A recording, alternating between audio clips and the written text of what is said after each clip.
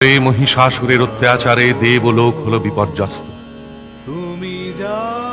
ব্রহ্মাকে অগ্রণী করে দেবকুল বিষ্ণু এবং মহেশ্বরের শরণাপন্ন হল। অসুরের ঔদ্ধত্যের সংবাদে ব্রহ্মা বিষ্ণু মহেশ্বরের বদনমণ্ডল হতে সুমহৎ তেজরাশি নির্গত হল। তার সঙ্গে মিলিত হল দেবগণের তেজপুঞ্জ। সেই তেজপুঞ্জও পরিণত হল এক লাবণ্যময়ী অপূর্বা দেবী মূর্তিতে।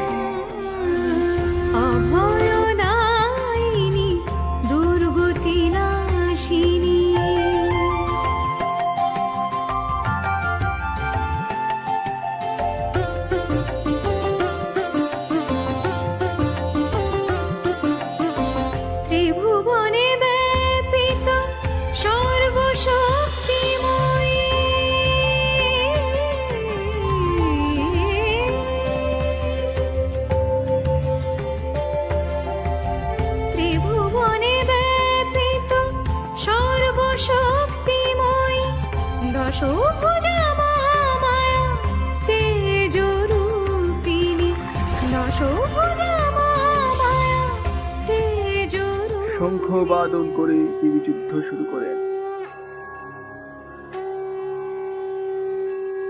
মহিষাসুর নানান রূপ ধরে দেবীর সম্মুখে আসে।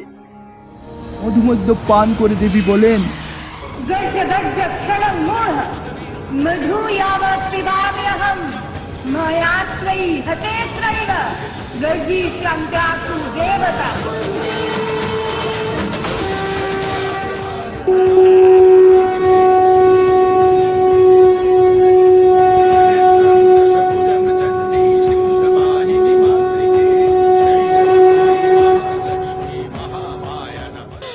মহিষাসুরের হতে আর নাই ভয়, শুভের শক্তি আমি লোভিয়াছি জয়। মহিষাসুরের হতে আর নাই ভয়, শুভের শক্তি আমি লোভিয়াছি জয়।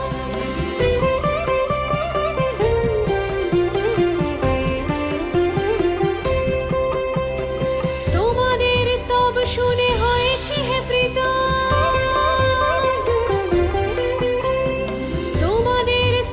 শুনে হয়েছি হে প্রীত, বলো হে আমার দ্বারে কেন উপনীত, এবে কি বা অভিলাষ কোন বর চাই? রাখিও না সংকোচ ভাবটি জানা,